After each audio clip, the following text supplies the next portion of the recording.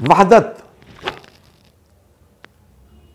قائم کرنے کی ضرورت نہیں ہے، وحدت آٹومیٹیکلی قائم ہوتی ہے ان لوگوں کے درمیان جو اللہ کے دین کو قبول کرتے ہیں۔ اب بڑا عجیب سا یہ منظر ہے کہ 1.5-2 ارب افراد اس بات کے دعوے دار بنے بیٹھے ہیں کہ ہمارا دین اسلام ہے، اور اسلام اس بات کا دعوے دار ہے کہ مجھے جو قبول کرتے ہیں میں ان کے اندر وحدت پیدا کر دیتا ہوں۔ اب لا محالہ دونوں میں سے ایک غلط ہے، دونوں میں سے ایک غلط ہے، یا یہ 1.5-2 ارب افراد غلط ہیں یا معاذ اللہ اسلام غلط ہے۔ اگر مسلمانوں کے اندر وحدت نہیں ہے اور اسلام کہتا ہے کہ میں اپنے پیروکاروں کے درمیان وحدت قائم کرتا ہوں، اور مسلمانوں کے اندر وحدت نہیں ہے، تو دونوں میں سے ایک غلط کہہ رہا ہے۔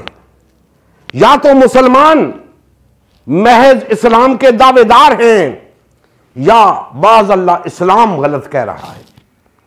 اور دوستو، اسلام غلط نہیں کہتا، اسلام غلط نہیں کہتا، انسان غلط کہتا ہے۔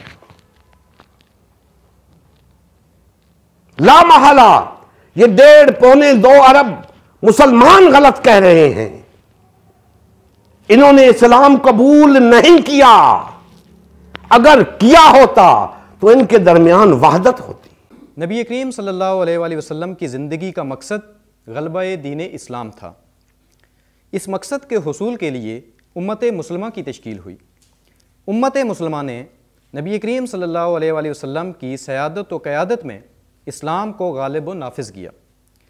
جب تک امت مسلمہ میں وحدت رہی، اسلام کا غلبہ برقرار رہا۔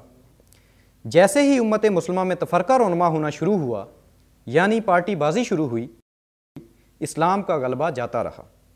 آج غلبہ دین اسلام کی بحالی کی واحد صورت امت مسلمہ کی تشکیل نو ہے۔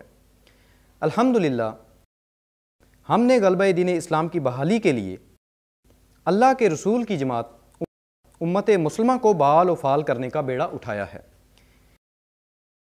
یہ ہمارا ہی نہیں، ہر کلمہ گو کا اولین فریضہ ہے کہ ہر قسم کے باطل اور طاغوتی نظام کے خلاف اٹھ کھڑا ہو اور غلبہ دین اسلام کی بحالی کے لیے فرقہ واریت اور پارٹی بازی سے کنارہ کش ہو کر صرف اور صرف امت مسلمہ کو بحال و فعال کرنے میں اپنا تن من دھن لگائے۔ اس مشن کا حصہ بن کر اپنا فرض منصبی ادا کیجیے، حق مسلمانی ادا کیجیے۔ مزید تفصیل کے لیے ہمارا یوٹیوب چینل امت مسلمہ سبسکرائب کریں، ہمارا فیس بک پیج امت مسلمہ کی تشکیل نو لائک کریں، اس پیغام کو زیادہ سے زیادہ شیئر کریں۔ سوال و جواب یا فیڈ بیک کے لیے ہمارا واٹس ایپ گروپ یا میسنجر گروپ جوائن کریں یا اس نمبر پر رابطہ کریں۔ نمبر اور تمام لنکس ڈسکرپشن میں بھی موجود ہیں۔ جزاک اللہ خیر۔